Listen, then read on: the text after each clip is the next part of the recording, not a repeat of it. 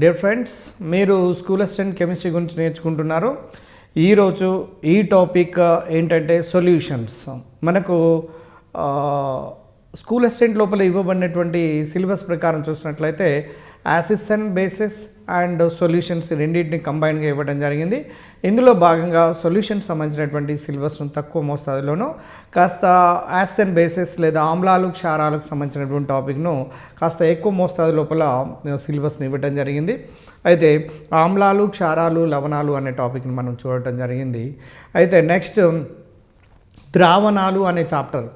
ద్రావణము అంటే ఏంటి, వాటికి సంబంధించినటువంటి అంశాలను మనం చూద్దాం. ముందుగా మీ అందరికీ తెలిసినటువంటి విషయమే 6th, 7th, 8th, 9thలలో గత క్లాసులలో మనం చూడటం జరిగింది. ద్రావణము అంటే రెండు లేదా అంతకంటే ఎక్కువ పదార్థాల యొక్క సజాతీయమైనటువంటి మిశ్రమాన్ని ద్రావణము అంటారు అనే విషయము మీ అందరికీ తెలిసిందే. రెండు లేదా అంతకంటే ఎక్కువ పదార్థాల యొక్క మిశ్రమాన్ని ద్రావణము అంటారు. ఉదాహరణకు చక్కెర ద్రావణము తీసుకోండి. కొంత నీటికి ఒక గ్లాస్ లోపల నీరుని తీసుకుని దాన్ని కొంత చక్కెరను వేసి స్పూన్ సాయంతో కానీ కలియబెట్టండి. కొంత టైం తర్వాత కరిగిపోతుంది. కరిగినటువంటి చక్కెర కణాలను మన కంటితో చూడాలంటే చూడలేమండి. ఎందుకంటే ఆ ద్రావితం యొక్క కణము యొక్క సైజు చాలా తక్కువగా ఉంటాయని, ఇలాంటి ద్రావణాలను నిజ ద్రావణాలు అని, మధ్యస్థంగా ఉండబడే ద్రావణాలను కొలాయిడ్స్ అని, ఆ తర్వాత అవలంబనాలు అంటారనే విషయాన్ని 9th క్లాస్ లోపల ఉండబడినటువంటి టాపిక్లో మనం స్పష్టంగా చూడటం జరిగింది. అయితే ఇప్పుడు ఏర్పడినటువంటి ద్రావణాన్ని చక్కెర ద్రావణము అంటారు. దీన్నే జల ద్రావణము అనుకోవచ్చు. ఎందుకంటే నీటికి చక్కెరను కలిపాము కాబట్టి ఏర్పడినటువంటి ద్రావణాన్ని జల ద్రావణము అంటారు. నీరు ద్రావణిగా ఉంటే జల ద్రావణం అని, జల ద్రావణాలు అని. ఒకవేళ నీరు ద్రావణిగా లేకుండా ఇతర పదార్థాలు కనుక ద్రావణిగా ఉంటే వాటిని జలేతర ద్రావణాలు అంటారండి. బాగా గుర్తుపెట్టుకోవాలి, జలేతర ద్రావణాలు. ఉదాహరణకు బెంజిన్ ద్రావణిగా ఉన్నది అనుకోండి, కార్బన్ టెట్రాక్లోరైడ్ ద్రావణిగా ఉన్నది అనుకోండి, క్లోరోఫామ్ ద్రావణిగా ఉన్నది అనుకోండి, డైఈథర్ ఈథర్, టెట్రాహైడ్రోఫ్యూరాన్, నెక్స్ట్ ఎసిటోన్ లాంటి మొదలైనటువంటి అనేక కర్బన ద్రావణాలు ఉన్నాయండి, నీరు మాదిరిగానే ద్రావణిగా పనిచేసేవి. అంటే అటువంటి వాటి లోపల కనుక చక్కెరను కానీ ఇంకేతర పదార్థాలను కరిగిస్తే ఏర్పడే ద్రావణాలను వాటి జలేతర ద్రావణాలు, జల ద్రావణాలు, జలేతర ద్రావణాలు. అయితే ఇక్కడ ద్రావణం ఏర్పడాలంటే ఎన్ని రకాల అణుఘటకాలు ఉండాలి అంటే సాధారణంగా ఏ ద్రావణానికైనా 2 రకాల అణుఘటకాలు ఉంటాయండి. మొట్టమొదటి అణుఘటకం ఏంటంటే ద్రావణి, దాని సాల్వెంట్ అంటారు. ద్రావితము, సొల్యూట్. ఈ రెండింటి కలయిక వలన ఒక ద్రావణం అనేది ఏర్పడుతుంది. ఏర్పడుతున్నటువంటి ద్రావణం మాత్రము ఒక భౌతికమైనటువంటి చర్య మాత్రమే. It's only the physical change, it's not a chemical change. అంటే during the formation of the a solution there is no change of formula or chemical composition, hence it is called as only the simply physical change. మనకు స్పష్టంగా అర్థమవుతున్నది. దీంట్లో ఏంటంటే ఒక ద్రావణం ఏర్పడుతున్నప్పుడు ఒక భౌతిక ప్రక్రియ మాత్రమే, ఇది రసాయనిక ప్రక్రియ కాదు అనే విషయం మనకు తెలుస్తున్నది. అయితే ద్రావిత కణాల యొక్క సైజ్ అనేది కొలాయిడ్స్ కంటే మరియు అవలంబనాల్లో కంటే తక్కువగా ఉంటున్నది. ఇటువంటి ద్రావిత కణాలను మనం వడబోత పద్ధతి ద్వారా వేరు చేయలేమన్నటువంటి విషయము మీకు తెలిసినటువంటిదే. అదేవిధంగా ఏర్పడ్డటువంటి ద్రావణము యొక్క లక్షణాల గురించి చూద్దాము. కొన్ని లక్షణాలను, ఉదాహరణకు ద్రావణము అనేది ఒక సజాతీయమైన మిశ్రమము అని, దాంట్లో 2 రకాల అణుఘటకాలను కలిగి ఉంటున్నదని, అందుకోసం బై కాంపోనెంట్ సొల్యూషన్ అంటారు. ద్వి అణుఘటక ద్రావణము అని అంటాము. తర్వాత ద్రావణం లోపల ఉండబడినటువంటి కొన్ని ధర్మాలను కనుక చూసినట్లయితే సాంద్రత, వక్రీభవన గుణకము, స్నిగ్ధత లాంటి మొదలైన ధర్మాలను ఎక్కడ తీసుకొని చూసినా కూడా సమానంగా ఉంటుంటాయి. కాబట్టి అటువంటి దాన్ని ఒక సజాతీయమైనటువంటి మిశ్రమంగా తీసుకుంటారు. అయితే కొన్ని సందర్భాల్లో ద్రావణికి వేరొక ద్రావణ్యం అంటే వేరొక పదార్థాన్ని కనుక కలిపినట్లయితే, కరగనటువంటి దాన్ని కనుక కలిపితే ఉదాహరణకు నీటికి నాఫ్తలిన్ ఉండలను కలపండి, నీరేమో అకర్బనం అయితే ఇక్కడ ఉండబడినటువంటి నాఫ్తలిన్ అనేది ఆర్గానిక్ మెటీరియల్ కాబట్టి ఒక దాంట్లో ఇంకొకటి కరగవు. కాబట్టి అటువంటప్పుడు మనకు ద్రావితములు రెండు వేరు ప్రావస్థలుగా కనపడుతుంటాయి. అంచేత వీటిని అమిశ్రమణీయమైనటువంటి పదార్థాలుగాను, లేదా దీన్ని హోమోజీనియస్ మిక్చర్ అంటే సజాతీయమైన మిశ్రమము అంటే నెక్స్ట్ దీన్ని విజాతీయమైనటువంటి మిశ్రమంగా మనం భావించవచ్చు. అయితే ఇక్కడ మిశ్రమాలు రెండు రకాలు అనొచ్చు. ఇక్కడ మిశ్రమం అంటే ద్రావణం అనేది ఒక మిశ్రమము, సజాతీయమైన మిశ్రమము, విజాతీయమైనటువంటి మిశ్రమం అనే విషయం మనకు తెలుస్తున్నది. అయితే ఇక్కడ డిఎస్సిలో మనం ముఖ్యంగా గమనించాల్సింది ఏంటంటే స్కూల్ అసిస్టెంట్ కెమిస్ట్రీ చదివేటప్పుడు లేదా ఫిజిక్స్ చదివేటప్పుడు ఫస్ట్ సబ్జెక్ట్ మీద ఆ టాపిక్ మీద పూర్తి అవగాహన పట్టు దొరికిన తర్వాత సబ్జెక్ట్ ఎక్స్పర్ట్స్ ద్వారా ఇచ్చినటువంటి ఆ లెసన్ మీద ఆ యూనిట్ మీద కాన్సెప్ట్ ఏర్పడిన తర్వాత మీరు తర్వాత ఎక్కడన్నా దాగి ఉండబడినటువంటి ప్రతి బిట్ను కూడా మనం బయట తీసి గుర్తుంచుకోవడానికి అవకాశం ఉంటుంది. ఎందుకంటే ఇక్కడ ఫస్ట్ సబ్జెక్ట్ మీద కమాండింగ్ అవసరం కాబట్టి చాలా కేర్ఫుల్గా వినవలసినటువంటి అవసరం ఉన్నది. అయితే ఇక్కడ మనం గమనించాల్సింది ఏంటంటే మీకు గతంలో 9th క్లాస్ లోపల ఉండబడినటువంటి టాపిక్లోనే మీకు ఈ ద్రావణాల గురించి వాటి భాగాల గురించి మనం చూడటం జరిగింది. అయితే ఇక్కడ గమనించండి ఏంటంటే ద్రావణము ఏర్పడటమును బట్టి అంటే ద్రావిత పరిమాణాన్ని బట్టి ద్రావణాలు ముఖ్యంగా 3 రకాలు అంటారని. నెంబర్ 1 చూడండి, అసంతృప్త ద్రావణము అన్సాచురేటెడ్ సొల్యూషన్, సంతృప్త ద్రావణము సాచురేటెడ్ సొల్యూషన్. నెక్స్ట్ అతి సంతృప్త ద్రావణం super saturated solution. Simply based on the quantity of the solute which is present in the solution, the solutions are classified into 3 types. First మొదటిది అసంతృప్త ద్రావణము, సంతృప్త ద్రావణము, అతి సంతృప్త ద్రావణం. అసంతృప్త ద్రావణము కంటే ముందు సంతృప్త ద్రావణం గురించి మనం నేర్చుకుందాం. ఒక్కటే నిమిషంలో చూడండి. ఏదైనా నిర్దిష్ట పరిమాణం కలిగిన ద్రావణిలో ఎంతైతే ద్రావితము కరగబడాలో చూడండి, ఎంతైతే ద్రావితం కరగబడాలో అంతే ద్రావితం కనుక కరిగినట్లయితే ఎంతైతే ద్రావితం కరగబడాలో అంతే కనుక కరిగినట్లయితే దాన్ని సంతృప్త ద్రావణము అంటారండి. నేను సాధారణంగా పిల్లలకు హై స్కూల్ లెవెల్ పిల్లలకు గుర్తు చేసేటప్పుడు ఇలా గుర్తు చేస్తుంటాను. ఒక వ్యక్తి 4 ఇడ్లీలు కనుక తిన్నట్లయితే మార్నింగ్ టైం లోపల ఇడ్లీ సాంబార్తో తింటున్నాడు అనుకుందాము. 4 ఇడ్లీలు తిన్నట్లయితే సంతృప్తంగా ఉంటే ఇట్స్ ఇనఫ్, సంతృప్తమైనటువంటి వ్యక్తిగా. 4 తినేవానికి ఒకటే ఇడ్లీ కనుక ఇచ్చినట్లయితే సరిపించుకోమంటే అతను ఎలా ఉంటాడంటే అసంతృప్తంతో ఉంటాడు. అంటే తినవలసిన దానికంటే తక్కువగా తిన్నాడు. కాబట్టి ఒకవేళ 4 ఇడ్లీల బదులు 100 ఇడ్లీలను తినమని పెడితే ఒక 4 8 దాకా తిని మిగిలినవి తినలేక కక్కి చచ్చిపోతారు. కాబట్టి ఇటువంటి పరిస్థితిలో మనం ఏమనొచ్చు అంటే అతి సంతృప్తంగా భావించవచ్చును. అంటే అసంతృప్తంగా ఉన్న స్థిరత్వం ఉండదు, అతి సంతృప్తంగా ఉన్న స్థిరత్వం ఉండదు. కానీ సంతృప్తమైనటువంటి పరిస్థితిలో మాత్రమే తీసుకోవలసినటువంటి కంటే ఎక్కువ తక్కువలు ఉన్నప్పుడు స్థిరత్వాన్ని కలిగి ఉండదు. కావున ఈ 3 రకాల ద్రావణాల్లో సంతృప్త ద్రావణము అనేది అత్యధిక స్థిరత్వాన్ని కలిగి ఉంటున్నట్టుగా అర్థమవుతున్నది. అంటే ఏ ద్రావణములోనైతే ద్రావిత పరిమాణం ఎంతైతే ఉండాలో అంతే ఉన్నట్లయితే సంతృప్త ద్రావణం అని, తక్కువగా ఉన్నట్లయితే అసంతృప్త ద్రావణం అని, ఎక్కువగా ఉన్నట్లయితే అతి సంతృప్త ద్రావణము అంటారని. ఇందులో సంతృప్త ద్రావణం అతి స్థిరమైనది గాను, అతి సంతృప్త ద్రావణాలు స్థిరత్వం లేనటువంటిగా భావించవచ్చు. అయితే అక్కడ అతి సంతృప్తము కొద్ది పరిమాణంలో కనుక ఉన్నట్లయితే దాన్ని షేక్ చేయటం వల్ల కరిగిన పదార్థాన్ని కొంతవరకు వేడి చేయటం లేదా షేక్ చేయటం ద్వారా మళ్ళీ సంతృప్తమైనటువంటి ద్రావణానికి మార్చవచ్చు అన్నటువంటి విషయం మీకు తెలిసిదే.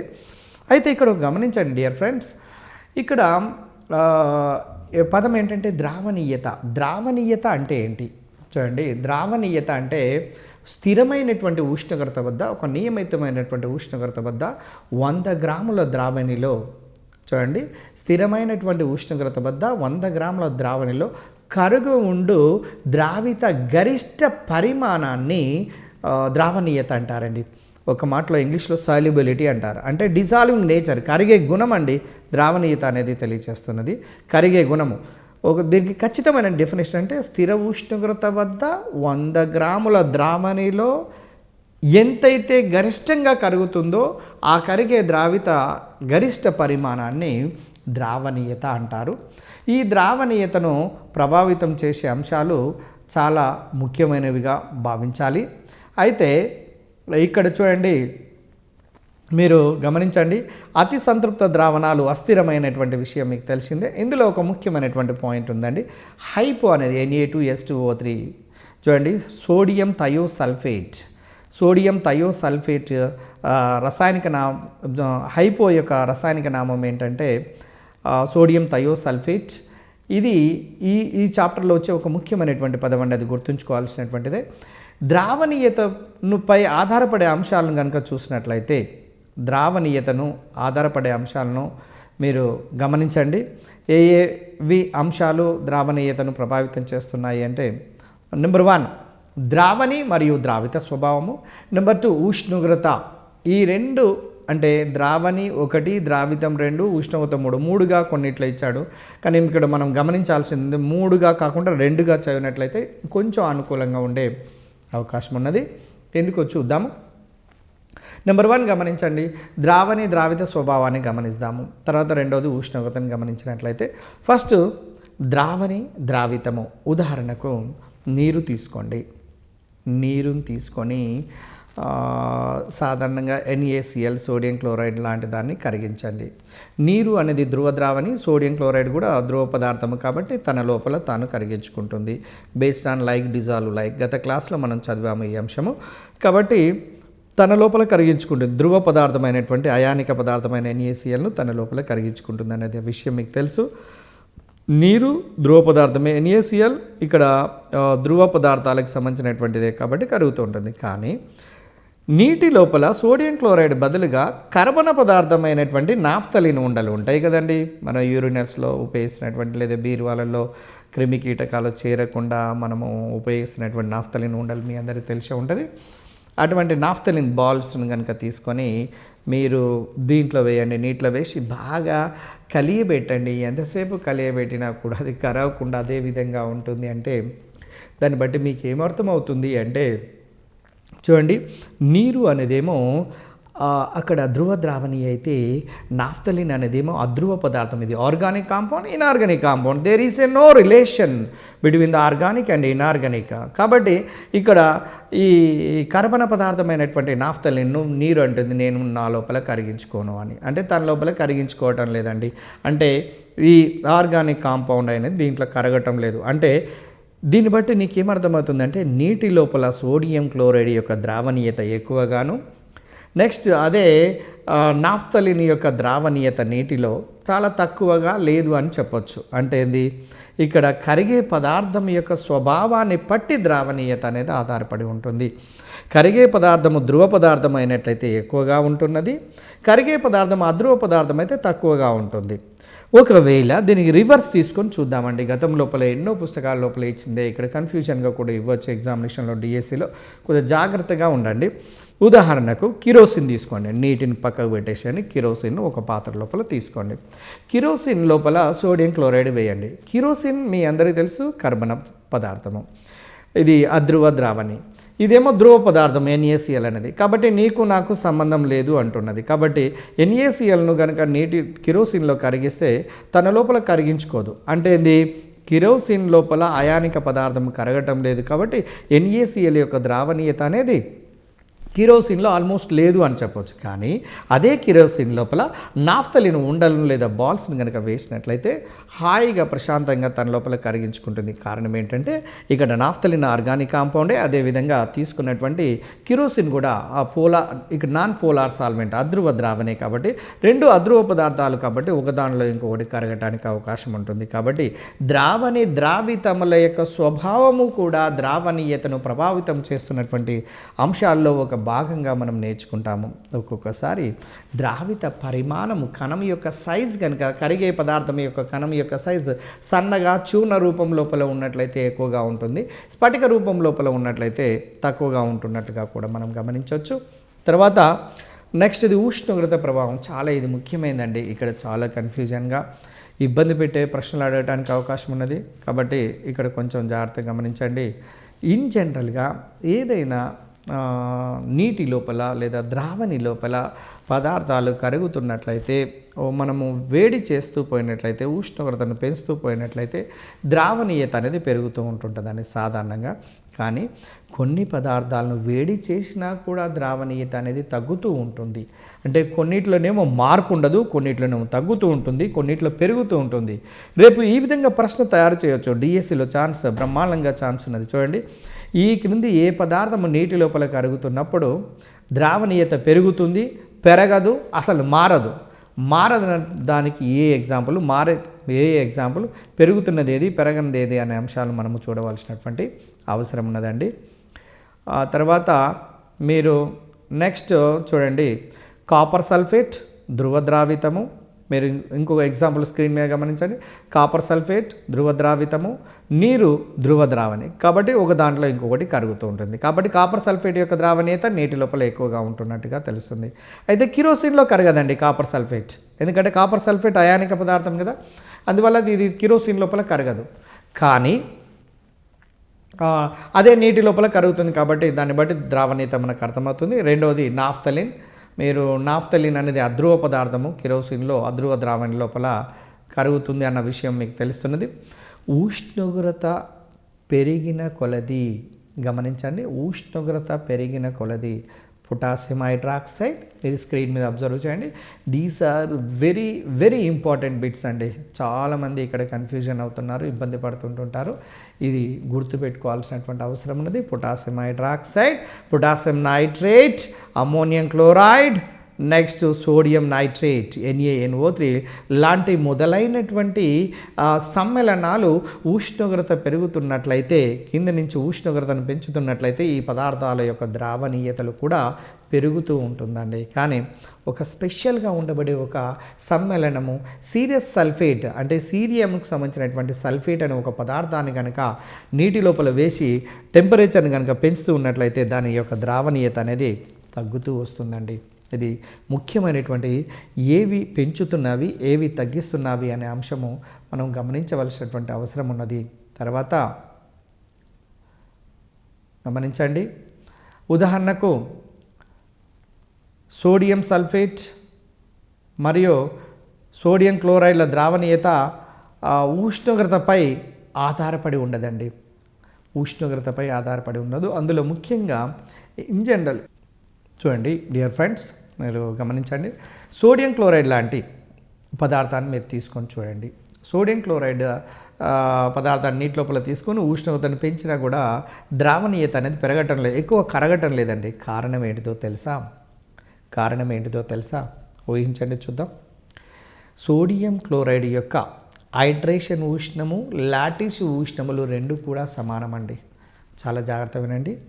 హైడ్రేషన్ ఉష్ణము, లాటిస్ ఉష్ణములు కనుక రెండు సమానమైతే ఆయా పదార్థముల యొక్క నీటి లోపల కరుగుతున్నప్పుడు వాటిపైన ఉష్ణోగ్రతను పెంచినా కూడా ద్రావణీయత అనేది మార్పు ఉండదు. కాబట్టి ఈ క్రింది వాటిలో ఏ సమ్మేళనమును వేడి చేసినా కూడా ద్రావణీయత లోపల మార్పు లేదు అని ఎగ్జాంపుల్ లోపల NaCl లాంటిది కనుక ఇస్తే సోడియం క్లోరైడ్ లేదా సాధారణ ఉప్పును పెట్టవలసినటువంటి అవసరం ఉన్నది.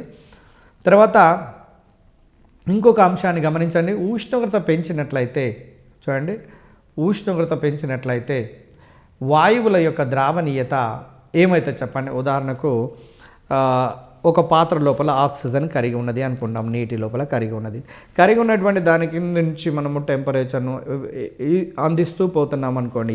కరిగినటువంటి ఆక్సిజన్ వాయువు ఏమైపోతుంది చెప్పండి, బయటికి వెళ్ళిపోతుంది, ఎస్కేప్ అవుతుంది. కాబట్టి ద్రావణీయత పెరుగుతుందా తగ్గుతుందా అంటే ఈజీ గుర్తుపట్టవచ్చు.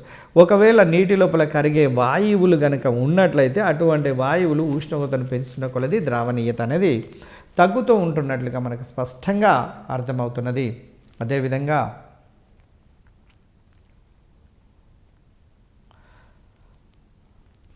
చూడండి డియర్ ఫ్రెండ్స్, మీరు ఇప్పటిదాకా మీరు గమనించే ఉన్నారు, CO2 నీటిలో కరిగించిన ఏర్పడే ద్రావణాన్ని సోడా అంటారండి. CO2 కార్బన్ డైఆక్సైడ్ నీటి లోపల చక్కగా ధారాళంగా కరుగుతూ ఉంటుంది. మీ అందరూ తెలుసు, అమ్మోనియా, హైడ్రోజన్ క్లోరైడ్, CO2 లాంటి వాయువులు నీటి లోపల కరుగుతూ ఉంటాయి. ఇటువంటి కరిగినప్పుడు వాటికి సంబంధించిన ద్రావణాలు ఏర్పడతాయి. కార్బన్ డైఆక్సైడ్ నీటి లోపల కరగటం వల్ల ఏర్పడే ద్రావణాన్ని సోడా ద్రావణము అంటారండి. ద్రావణములో ఉన్న ద్రావిత పరిమాణాన్ని గాఢత అంటారండి. నెక్స్ట్ మీరు గమనించాల్సింది ఏంటంటే, ద్రావణాలు అనే చాప్టర్ లోపల గాఢత అనేది చాలా ముఖ్యమైనటువంటిదండి. గాఢత అంటే ఏంటిది, కాన్సన్ట్రేషన్ అంటే ఏంటి, what is meant by concentration? చూడండి, ఒక పాత్ర లోపల నీరు ఉన్నట్టుగా భావించండి. దానికి కొంచెము సాల్ట్ను వేయండి లేదా షుగర్ను వేయండి. మీరు రియల్ లైఫ్లోకి వచ్చేస్తే టీ తాగుతున్నట్లయితే ఒకవేళ కెమిస్ట్రీ తెలిసినటువంటి వాళ్ళు ఇలా అంటుంటారండి, షుగర్ కనుక ఎక్కువైనట్లయితే షుగర్ కాన్సన్ట్రేషన్ ఎక్కువైంది అని అంటుంటుంటారు ఇన్ జనరల్గా. ఎందుకంటే దాని యొక్క గాఢత ఎక్కువైంది, దాని యొక్క పరిమాణం ఎక్కువైంది, దాని యొక్క అణువులు ఎక్కువైనవి అనే విషయాన్ని తెలియపరచడం కోసం ఆ విధంగా ఉపయోగిస్తారు. గాఢత అంటే ఒక ద్రావణములో కరిగి ఉన్న ద్రావిత పరిమాణం, ఒక ద్రావణములో ఎంత ద్రావితం కరిగి ఉన్నది, కరిగే పదార్థం ఎంత ఉంది, తక్కువ ఉందా ఎక్కువ ఉందా అని చూపించే దాన్నే గాఢత అంటారు. The amount of solute present in the solution is known as concentration. అంటే to express the concentration various methods have been proposed. అందులోపల molarity, normality, formality, mole fraction, volume percentage, weight percentage, ఎన్నో రకాల పద్ధతులు ఉన్నాయండి. అందులోపల మనకు సిలబస్ లోపల మాత్రం కొన్ని నియమితంగా ఉండవు. డిఎస్సిలో మాత్రం ఒక 4 మెథడ్స్ మాత్రమే ఇచ్చాను. ఆ 4 మెథడ్స్ గురించి మనం స్పష్టంగా చూడడానికి ప్రయత్నం చేద్దాం. అయితే ఇక్కడ ద్రావణము లోపల ఉండబడిన ద్రావిత పరిమాణాన్ని గాఢత అంటారని, గాఢతను సూచించే పద్ధతుల్లో భార శాతము ఒకటండి, బాగా గమనించండి, భార శాతము, వెయిట్ పర్సంటేజ్. రెండవది ఘనపరిమాణ శాతము, వాల్యూమ్ పర్సంటేజ్. మూడవది మొలారిటీ, మూడవది క్యాపిటల్ ఎం. నాలుగవది మోల్ భాగము, ఎక్స్తో సూచిస్తారండి. మోల్ భాగాన్ని క్యాపిటల్ ఎక్స్తో చూపిస్తారు, మొలారిటీ అయితే క్యాపిటల్ ఎం. ఘనపరిమాణ శాతం అంటే వాల్యూమ్ పర్సంటేజ్ కాబట్టి వీతోని, భార శాతం అంటే వెయిట్ పర్సంటేజ్తో కాబట్టి డబ్ల్యూ పర్సంటేజ్తో మనం చూపిస్తాము. మీరు స్క్రీన్ పైన స్పష్టంగా మీరు గమనిస్తూనే ఉండొచ్చు. అయితే ఇక్కడ భార శాతాన్ని తీసుకొని చూద్దామండి. చిన్న ప్రాబ్లమ్స్ అడుగుతున్నాడు, ఎక్కడ కష్టమైనటువంటి ఏమీ లేదు, చాలా ఈజీగా మనము దీని లోపల ఉండబడిన న్యూమరికల్స్ మనం సాధించవచ్చు, చేయొచ్చు. చూడండి, ఉదాహరణకు భార శాతం అంటే ఏంటంటే 100 గ్రాముల ద్రావణములో, గమనించండి డెఫినేషన్, 100 గ్రాముల ద్రావణములో కరిగి ఉన్న ద్రావిత భారాన్ని భార శాతము అందరు. 100 గ్రాముల ద్రావణములో కరిగి ఉన్న ద్రావిత భారాన్ని భార శాతము అంటారండి. ఇప్పుడు ద్రావిత భారాన్ని స్మాల్ డబ్ల్యూతోని చూపిస్తాము అనుకుందాం.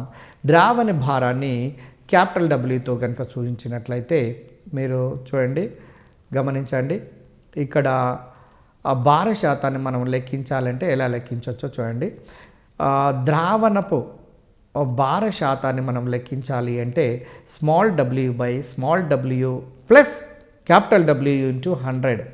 చూడండి, అక్కడ ద్రావణపు భారము కావాలంటే small W plus capital W, అంటే స్మాల్ డబ్ల్యూ ఏమో ద్రావిత భారము, క్యాపిటల్ డబ్ల్యూ ఏమో ద్రావణ భారం అండి. ఆ రెండింటికి కలిపితే ఏమవుతుంది, ద్రావణం భారం అవుతుంది. భార శాతం కావాలి అంటే small W plus capital W into 100. Small W అనేది ద్రావిత భారము, క్యాపిటల్ డబ్ల్యూ అనేది ద్రావణ భారము. ద్రావణము మొత్తం భారం కావాలంటే small W plus capital W మనం తీసుకుంటే సరిపోతుంది. ఉదాహరణకు చూద్దాము, 120 గ్రాముల జల ద్రావణములో 10 గ్రాములు ఉంటే దాని యొక్క భార శాతం ఎంత? చూడండి, ఇక్కడ మీరు గమనించండి, ఇక్కడ ఉన్నది ఏంటంటే దాని తర్వాత మీరు ఒక్కసారి దీన్ని గమనించండి. 120 గ్రాముల జల ద్రావణంలో 10 గ్రాములు, ఒక్క నిమిషము, దీంట్లో సోడియం కార్బోనేట్, 10 గ్రాముల సోడియం కార్బోనేట్ ఉంటే అప్పుడు దాని యొక్క భార శాతం ఎంత అంటే, ఇక్కడ ప్రాబ్లంను గమనించండి. 120 గ్రాముల జల ద్రావణంలో అంటే అక్కడ మీకు స్పష్టంగా మీకు తెలిసిపోతుంది. ఈ ప్రాబ్లం సొల్యూషన్ మీరు గమనించండి. 10 అంటే ద్రావితం యొక్క భారము 10, అక్కడ ద్రావణం యొక్క భారం ఎంత అంటే 120. చూడండి, ఇంటూ 109 ఇజ్ ఈక్వల్, నీకు ఎంత వస్తుందంటే 8.33%. నెక్స్ట్ మీకు భార శాతం గురించి చూశారు. భార శాతంలో ఇది నిష్పత్తిని కలిగి ఉంటాయి కాబట్టి దీనికి ప్రమాణాలు కలిగి ఉండవు అన్న విషయము మీకు తెలిసినటువంటిదే. అయితే భార శాతంలో 100 గ్రాముల ద్రావణంలో కరిగి ఉన్నటువంటి ద్రావితమైనటువంటి భారాన్ని భార శాతంగా మనము తెలియజేస్తాము. అయితే ఇక్కడ దీనికి ఖచ్చితమైనటువంటి ప్రమాణాలు ఉండకపోవడానికి గల కారణము మీ అందరికీ తెలుసు, అదేంటంటే నిష్పత్తిని కలిగి ఉన్నది కాబట్టి. రెండవది ఘనపరిమాణ శాతము, ఇది కూడా గాఢతను తెలియజేస్తుందండి. దీన్ని V పర్సంటేజ్తో చూపిస్తాము. 100 మిల్లీలీటర్ల ద్రావణంలో ఉన్నటువంటి ద్రావిత ఘన పరిమాణాన్ని మిల్లీలీటర్లలో తెలియచేసినట్లయితే దాన్ని ఘన పరిమాణ శాతము అంటారండి. చూడండి, 100 మిల్లీలీటర్ల ద్రావణంలో కరిగి ఉన్న ద్రావితపు ఘన పరిమాణాన్ని మిల్లీలీటర్లలో తెలియచేసినట్లయితే దాన్ని ఘన పరిమాణ శాతము అంటారు. దీన్ని V పర్సంటేజ్తో చూపిస్తారు అనే విషయం మీకు తెలిసింది. తర్వాత ఇంకొక విషయాన్ని గమనించండి. ఇక్కడ ద్రావితం యొక్క ఘన పరిమాణాన్ని స్మాల్ v మిల్లీలీటర్లతోనూ, ద్రావణం యొక్క మొత్తం ఘన పరిమాణం ఏమవుతుంది అంటే small v plus capital V. ఇంతవరకు మనం చూసినట్టుగానే small v plus capital V మిల్లీలీటర్లు ఈజ్ ఈక్వల్ టు ద్రావణపు మొత్తం ఘన పరిమాణాన్ని తెలియజేస్తుందండి. మీరు స్క్రీన్ పైన మీరు అబ్జర్వ్ చేయొచ్చు. ఘన పరిమాణ శాతము is equal to small v by small v plus capital V into 100. అంటే ద్రావితం యొక్క పరిమాణాన్ని వాడిస్తాడండి. 10 ml 20 ml ఎంత ఇస్తాడు. ద్రావణి ఘన పరిమాణం కూడా ఇస్తాడు. 80 20 40 ఎంతో ఇస్తాడు. దాన్ని సబ్స్టిట్యూట్ చేసినట్లయితే మనం ఘన పరిమాణ శాతం సంబంధించినటువంటి ప్రాబ్లమ్స్ ఈజీగా చేయొచ్చు. అంటే small v by small v plus capital V into 100. అదే పై దాంట్లోనైతే భార శాతంలో small w by small w plus capital W into 100. ఈ ఘన పరిమాణ శాతానికైనా ప్రమాణాలు ఉండవు, భార శాతానికైనా ప్రమాణం ఉండవండి. సిలబస్ ప్రకారము డిఎస్సి సిలబస్ ప్రకారం చూసినట్లయితే ఘన పరిమాణ శాతము, భార శాతము, మొలారిటీ కూడా ఉన్నది. కాబట్టి next the most important word ఏంటంటే మొలారిటీ. మీ అందరికీ తెలుసు, మొలారిటీ అనేది ద్రావణాలు చదువుతున్నటువంటి ప్రతి వ్యక్తి కూడా మీరు వెంటనే గుర్తుపడతారు. అదేంటంటే మొలారిటీ అనే వర్డ్ ద్రావణాలకు సంబంధించినటువంటిది. ఇది ద్రావణం యొక్క గాఢతను తెలియజేసే అంశము. 1m 2m 1m గాఢత కలిగిన 1 లీటర్ ద్రావణము, 2m గాఢత కలిగిన 1 లీటర్ ద్రావణం ఉన్నది అనుకోండి. దేని యొక్క గాఢత ఎక్కువ అంటే 2m గాఢత కలిగినటువంటి ద్రావణం యొక్క గాఢత ఎక్కువ అనేది మనకు అర్థమవుతుంది. మొలారిటీ పెరుగుతున్న కొలది గాఢత కూడా పెరుగుతుంది.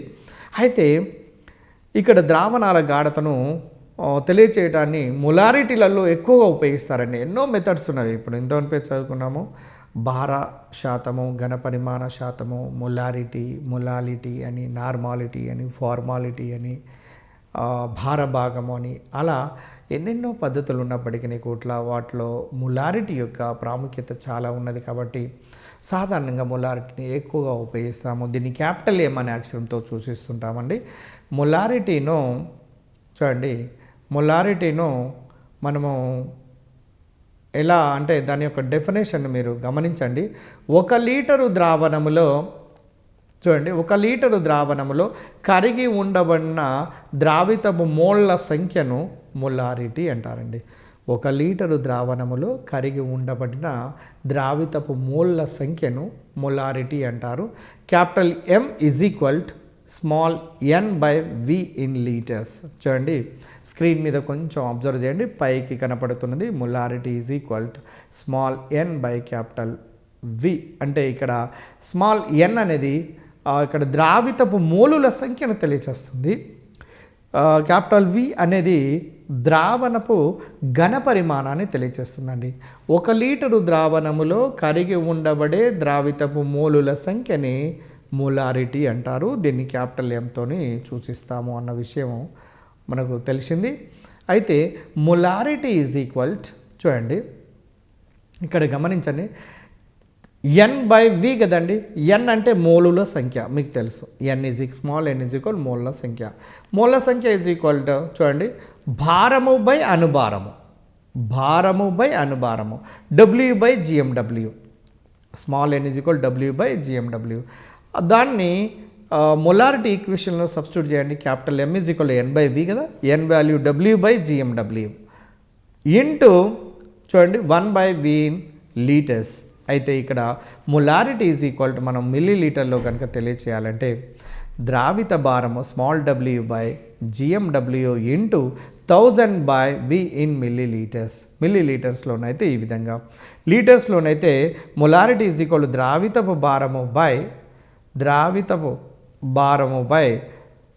ద్రావితపు గ్రాము అనుభారము into 1/V in litres, 1/V in litres. ఒకవేళ లీటర్లలో లెక్కించాలన్నప్పుడు ఆ విధంగా లెక్కిస్తాము. అయితే మొలారిటీ యొక్క ప్రమాణాలు చూడండి. క్యాపిటల్ M = N/V కదా. N అనేది మోల్స్లలో తెలియజేస్తాం, V అనేది లీటర్లలో. కాబట్టి ద యూనిట్స్ ఆఫ్ మొలారిటీ గమనించండి, మోల్స్ ఫర్ లీటర్స్ అనేది మనకు అర్థమవుతుంది.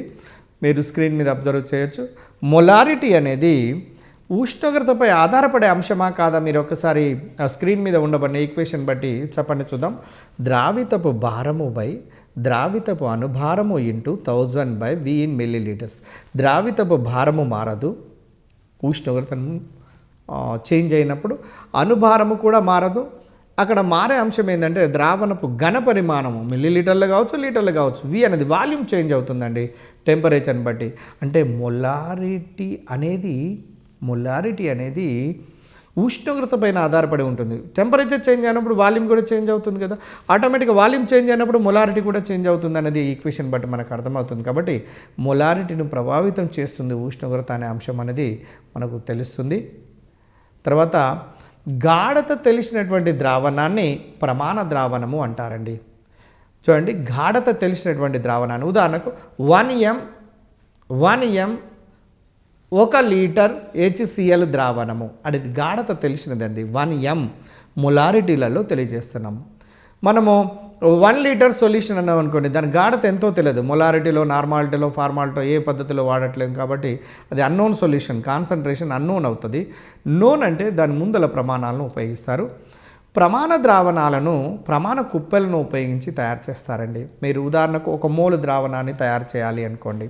ఉదాహరణకు సోడియం హైడ్రాక్సైడ్ ద్రావణాన్ని తయారు చేద్దామండి. 1 మోల్ ద్రావణాన్ని ఒక ప్రమాణ కుప్పెని తీసుకోవాలండి. 1 లీటరు రౌండ్ బాటమ్ ఫ్లాస్క్ ఒక ప్రమాణ కుప్పెని తీసుకొని దానికి ఏం చేయండి అంటే మొదటగా సోడియం హైడ్రాక్సైడ్ యొక్క అనుభారాన్ని లెక్కించాలి. NaOH 40, దాని గ్రామ్ అనుభారం 40 గ్రామ్స్. అంటే NaOHను 40 గ్రాముల NaOHను తీసుకొని ఆ ప్రమాణ గాజు కుప్పలో, లీటర్ గాజు కుప్పలో వేసి దానికి మొదటగా కొంచెం స్వేదన జలాన్ని కలిపి బాగా గిలకరించిన తర్వాత ఆ పదార్థం కరిగిన తర్వాత ఆ గాజు కుప్పే మెడపై ఉన్న నెక్ మీద ఒక గుర్తు ఉంటుందండి. ఆ గుర్తు వరకు మనము స్వేదన జలంతో నింపినట్లయితే అప్పుడు ఏర్పడిన ద్రావణాన్ని 1 మోలార్ లేదా 1 m గాఢత కలిగిన 1 లీటరు ఘన పరిమాణము కలిగిన సోడియం హైడ్రాక్సైడ్ ద్రావణము అంటారండి. ఎందుకంటే 1 మోలు పదార్థాన్ని 1 లీటరు ద్రావణంలో కరిగిస్తే దాన్ని మోలారు ద్రావణము అంటారు. మోలారు ద్రావణం. డెసిమోలార్ ద్రావణం అంటే 1/10 m అండి. సెంటీమోలార్ ద్రావణం అంటే మీ అందరూ తెలుసు, సెంటీమోలార్ 1/100 m. ఆ విధంగా మిగతా వాటికి ఇప్పుడు ఇది మోలార్ను బట్టి నార్మాల్ ద్రావణము, అలా వాటికి మిగతా వాటికి కూడా నార్మాలిటీ కూడా మనము అప్లై చేసుకొని వాటిని కూడా అర్థం చేసుకోవచ్చును. అయితే ఇక్కడ చూడండి, ఇంకొక అంశం ఏంటంటే ఒక ద్రావణము లోపల ఉండబడే 1 లీటర్ ద్రావణము లోపల ఉండబడే ద్రావితపు మోలుల సంఖ్యను ఏమన్నాము? మొలారిటీ అన్నాము. ఆ తర్వాత నెక్స్ట్ చూడండి, మనం గమనించాల్సింది ఏంటంటే మోల్ భాగాన్ని చూడండి. మోల్ భాగాన్ని దేంతో సూచిస్తాము అంటే ఎక్స్తో సూచిస్తారండి. మోల్ భాగాన్ని ఎక్స్ అనే అక్షరంతో సూచిస్తాము. అయితే ద్రావణము లోపల ఉండబడిన 1 అనుఘటకపు మోలుల సంఖ్యకు ఆ ద్రావణము లోపల ఉండబడిన మిగిలిన అనుఘటకాల యొక్క మోలుల సంఖ్యలకు గల నిష్పత్తిని మోల్ భాగము అంటారండి. మీరు నిష్పత్తి అనే పదం ఎక్కడైతే వస్తుందో దానికి ప్రమాణాలు ఉండవు. ఈ క్రింది వానిలో ప్రమాణాలు లేనటువంటి అంశం ఏది? ఏ ఘన పరిమాణ శాతము, బి భార శాతము, సి మోల్ భాగము, డి π1u. ఆన్సర్ అన్నప్పుడు డి π1u పెట్టాల్సిన అవసరం ఉంటుంది. ఎందుకంటే ఈ మూడింటి లోపల నిష్పత్తులు ఉంటాయండి. రేషియో అనేది ఎక్కడైతే కనపడుతుందో వాటికి ఎట్టి పరిస్థితుల్లో ప్రమాణాలు ఉండవు అనేది గుర్తుపెట్టుకోండి. ఇందులో మొలారిటీకి అంశానికి మాత్రం చూసినట్లయితే మోల్స్ ఫర్ లీటర్స్ అనే ప్రమాణాలు ఉన్నాయి. ఇది ఉష్ణోగ్రత పైన ఆధారపడి ఉండే అంశము. ఇక 1 ద్రావణము లోపల ఉండబడే 1 అనుఘటకపు మోలుల సంఖ్యకు ద్రావణము లోపల ఉండబడిన అన్ని అనుఘటకాల మోలుల సంఖ్యలకు గల నిష్పత్తినే మనము మోల్ భాగము అంటారని. ఇప్పుడు ఉదాహరణకు గమనించండి, ఆ రెండింటి యొక్క నిష్పత్తిని మోల్ భాగం అంటే మీరు స్క్రీన్ మీద గమనించవచ్చు. మోల్ భాగం ఈజ్ ఈక్వల్ టు ఘటకం యొక్క మోల్ల సంఖ్యకు మరియు ద్రావణంలో ఉన్నటువంటి ఘటకం యొక్క మోల్ల సంఖ్య బై మీకు సంఖ్య అనేది కింది వైపు వచ్చింది గమనించండి. ఘటకం యొక్క మోల్ల సంఖ్య బై ద్రావణంలో ఉండబడిన అన్ని ఘటకాల మోల్ల సంఖ్యకు గల నిష్పత్తినే మనం ఏమంటామంటే మోల్ భాగము అంటారు. దీనికి ప్రమాణాలు ఉండవు అనే విషయం మనకు అర్థమైంది. మోల్ భాగముపై ఉష్ణోగ్రత యొక్క ప్రభావం ఉంటుందా అంటే ఉండదు. ఎందుకు అంటే అక్కడ ఘన పరిమాణం అనే అంశం లేదు కాబట్టి దీని లోపల ఉష్ణోగ్రతను పెంచినా తగ్గించిన మోల్ భాగం యొక్క విలువల్లో మార్పు ఉండదు. కాబట్టి ఎక్కడైనా ఏ దేశం లోపల మోల్ భాగం లోపల గాఢతను తెలిపినా కూడా మనకు ఎటువంటి ప్రభావం అనేది ఉండదు.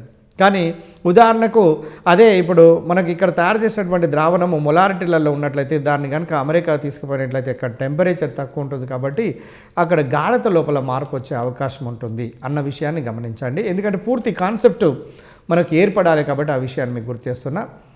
ఇకపోతే నెక్స్ట్ దాని తర్వాత ఇంకొక అంశం ఏంటంటే చూడండి A+B గమనించండి. A+B gives rise to solution అనుకుందాం. A+B gives rise to solution. అయితే XA + XB = 1 అండి. ఒక ద్రావణంలో ఉండబడిన రెండు అణుఘటకాల యొక్క మొత్తం మోల్ భాగాలు 1కి సమానము. కాబట్టి A+B gives rise to solution అంటే A+B గివ్స్ రైజ్ టు ద్రావణము అంటే ఏ యొక్క మోల్ భాగము ప్లస్ బి యొక్క మోల్ భాగము రెండింటి యొక్క మోల్ భాగాలు 1కి సమానం అండి. XA + XB = 1. XA = 1 - XB. XB = 1 - XA. ఆ విధంగా ఒకటి తెలిస్తే రెండవ దాన్ని కూడా మనము తెలుసుకోవడానికి అవకాశం ఉంటుంది. ఇది మోల్ భాగానికి సంబంధించినటువంటి అంశము. ఇక్కడ ఉదాహరణకు oxygen A+B gives rise to ద్రావణము అనే దానికి మనం XA విలువను కావాలి అనుకోండి. XA ఒక్కసారి మీరు పెన్ను పెట్టి పేపర్ పెట్టి రాసుకోండి, చూడండి మీకు అర్థమవుతుంది. XA =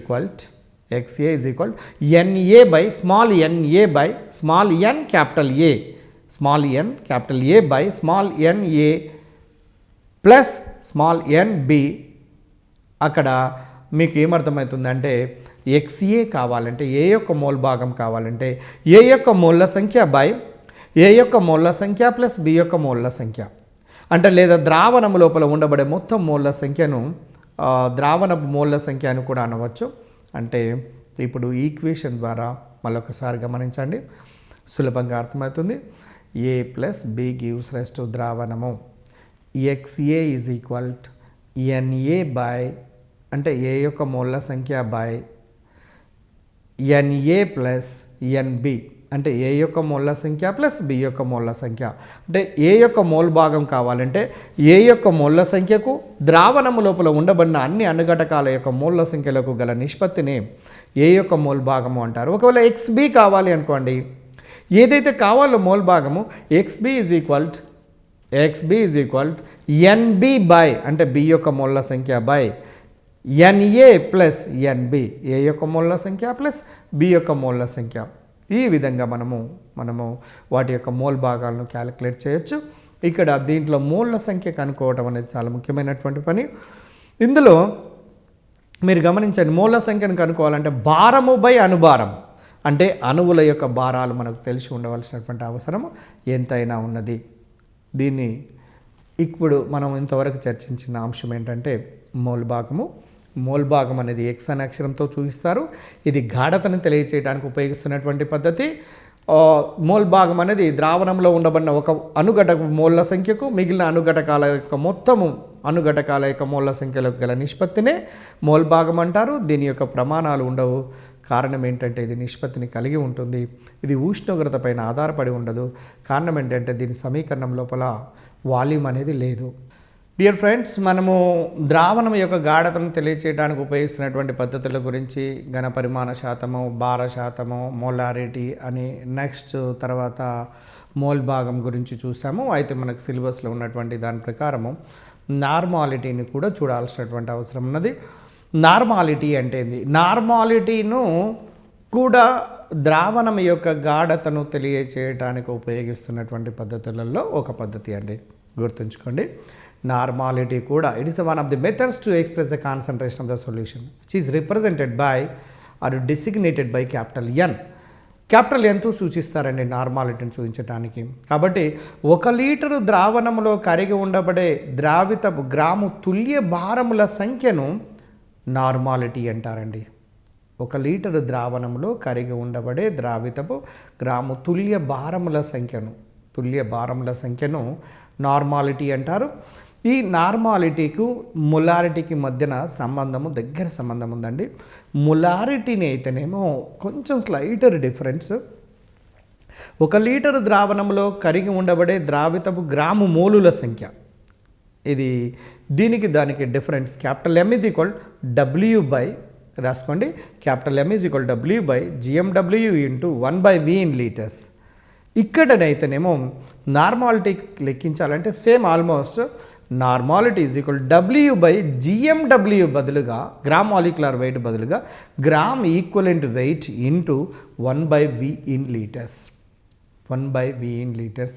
నార్మాలిటీ ఈజ్ ఈక్వల్, గమనించండి, normality is equal W by GW into 1/V in litres. ఒకవేళ మిల్లీలీటర్లలో వచ్చిందనుకో W by GW into 1000/V in మిల్లీలీటర్స్లో తీసుకోవాలి. ఒకవేళ ద్రావణం యొక్క ఘనపరిమాణం కనుక మిల్లీలీటర్లో తీసుకున్నట్లయితే ఈ ఈక్వేషన్ ఈ విధంగా రీఅరేంజ్ చేసుకొని మనము మొలారిటీను లేదా నార్మాలిటీను కనుక్కోవాల్సినటువంటి అవసరం ఉంటుంది. మొలారిటీకి నార్మాలిటీకి ఒకటే తేడా, అందులో గ్రామ్ మాలిక్యులర్ వెయిట్ తీసుకుంటాము, ఇందులో గ్రామ్ ఈక్వలెంట్ వెయిట్ తీసుకుంటాము. అయితే ఇక్కడ దీని యొక్క ప్రమాణాలు ఏంటంటే తుల్యాంక భారాలు పర్ లీటర్. చూడండి, తుల్యాంక భారాలు, నార్మాలిటీ యొక్క ప్రమాణాలు తుల్యాంక భారాలు పర్ లీటర్ను మనము నార్మాలిటీ కిందకి తీసుకుంటాం. అయితే ఇక్కడ మీరు ఒక అంశాన్ని గమనించండి, ఉష్ణోగ్రత యొక్క ప్రభావం నార్మాలిటీ పైన ఉంటుందా ఉండదా అనే విషయాన్ని గమనించండి. Normality is equal W by GW into 1/V in litres. ఈక్వేషన్లో కనుక మీరు చూసినట్లయితే ఈ ఈక్వేషన్లో ఘనపరిమాణం అనేది ఉంది, మిగిలినవి ఏ ఒక్కటి కూడా మారదు. W వెయిట్ మారదు ఉష్ణోగ్రతను బట్టి, GW గ్రామ్ ఈక్వలెంట్ వెయిట్ తుల్యాంక భారం అనేది మారదు, 1/V ఇన్ లీటర్స్. ఒక వాల్యూమ్ ఒక్కటి మాత్రమే మారుతుంది, ద్రావణపు ఘనపరిమాణం మాత్రమే ఉష్ణోగ్రతను బట్టి మారుతుంది. కాబట్టి టోటల్ నార్మాలిటీ కూడా మారుతుంది. కాబట్టి ఉష్ణోగ్రత పైన ఆధారపడే అంశాలలో గమనించండి నార్మాలిటీ కూడా ఒకటి. అయితే ఇక్కడ నార్మాలిటీను రెండు మూడు అంశాలు గమనించండి. దీంట్లో నార్మాలిటీని క్యాపిటల్ ఎంతో చూపిస్తారని నెంబర్ 1 ఫస్ట్ ఇంపార్టెంట్, నార్మాలిటీ యొక్క ఈక్వేషన్ కనుక్కోవడానికి W by GW into 1/V in litres, ఇది రెండవ అంశము. మూడో అంశం దీని యొక్క ప్రమాణాలు ఏంటంటే తుల్యాంక భారాలు పర్ లీటర్తో చూపిస్తాము. ఇక నాలుగవ అంశం ఏంటంటే ఇది ఉష్ణోగ్రత పైన ఆధారపడి ఉంటుందా ఉండదా అనే అంశము ముఖ్యమైనది. ఇది ఉష్ణోగ్రత పైన ఆధారపడి ఉంటుంది. మొలారిటీ ఏ విధంగానైతే ఉష్ణోగ్రత పైన ఆధారపడి ఉంటుందో నార్మాలిటీ కూడా ఉష్ణోగ్రత పైన ఆధారపడి ఉంటుంది. కానీ ఇది మాత్రము అంటే మోల్ భాగము మాత్రము ఉష్ణోగ్రత పైన ఆధారపడి ఉండదు అనే విషయాన్ని మనకు తెలిసిందే. అయితే ఇక్కడ ఇంకొకటి ఉన్నది గమనించండి, మొలాలిటీ అనే విషయం కూడా. మొలాలిటీ అనే విషయాన్ని కనుక తీసుకున్నట్లయితే 1 కిలోగ్రాము ద్రావణిలో కరిగి ఉండబడే ద్రావితపు గ్రాము మోలుల సంఖ్య అండి. ఇక్కడ చాలా జాగ్రత్తగా చూడాలి. చివరిది ఇక్కడ మొలాలిటీ అనేది కూడా ద్రావణం యొక్క గాఢతను వ్యక్తపరచడానికి ఉపయోగించే పద్ధతిలో ఒకటి. 1 కిలోగ్రాము ద్రావణిలో, కానీ అక్కడ మొలారిటీ నార్మాలిటీలోనేమో 1 లీటరు ద్రావణంలో అన్నాము. ద్రావణము పాయింట్ గమనించండి, ఇటువంటి దగ్గర కన్ఫ్యూజన్ చేస్తుంటుంటారు డిఎస్సి ఎంట్రన్స్ ఎగ్జామినేషన్లో, కాబట్టి కేర్ఫుల్గా ఉండండి. 1 కిలోగ్రాము ద్రావణిలో ప్యూర్ సాల్వెంట్, ఇక్కడ 1 కిలోగ్రాము ద్రావణంలో కరిగి ఉండబడే ద్రావితపు గ్రాము మోలుల సంఖ్యను మొలాలిటీ అంటారు. ఈ మొలాలిటీ అనే దాన్ని స్మాల్ m అనే అక్షరంతో సూచిస్తారండి. స్మాల్ m అనే అక్షరంతో సూచిస్తాము. అయితే మొలాలిటీను లెక్కించడానికి సమీకరణము రాసుకోండి. ఇక్కడ ఎలా లెక్కిస్తారు మొలాలిటీ యొక్క సమీకరణం అంటే చిన్న ప్రాబ్లమ్స్ అండి. ఇక్కడ అణుభారాలు చూడండి తెలిసినట్లయితే గ్రామ అనుభారం తెలుస్తుంది. గ్రామ అనుభారాలు తెలిస్తే తుల్యాంక భారాలు తెలుసుకోవచ్చు. తుల్యాంక భారాలు కనుక తెలిసినట్లయితే మనం నార్మాలిటీని లెక్కించవచ్చు. గ్రామ అనుభారాలు తెలిసినట్లయితే మొలారిటీకి సంబంధించినటువంటి ప్రాబ్లమ్స్ చాలా ఈజీగా మనం లెక్కించవచ్చు అండి. ఇక్కడ ఎలాంటి మనకు ఇబ్బంది ఉండదు. అయితే ఇక్కడ మొలాలిటీ దగ్గర molality is equal to equation చూడండి రాసుకోండి. Molality small m is equal molality small m is equal W by చూడండి W by GMW into 1/w dash. ఇక్కడ గమనించండి ఈ మొదటి పదము అనేదేమో ద్రావితానికి సంబంధించింది. స్మాల్ డబ్ల్యూ ద్రావితం యొక్క భారము గ్రాములలో, జిఎండబ్ల్యూ గ్రామ అనుభారము, జిఎండబ్ల్యూ ద్రావితం యొక్క గ్రామ అనుభారం ఇది.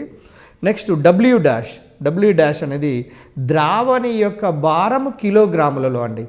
ద్రావణి యొక్క భారము కిలోగ్రాములలో. కాబట్టి రేపు మొలాలిటీకి సంబంధించినటువంటి చూడండి మొలాలిటీకి సంబంధించినటువంటి యూనిట్స్ అడితే మోల్స్ ఫర్ కిలోగ్రామ్స్ అండి.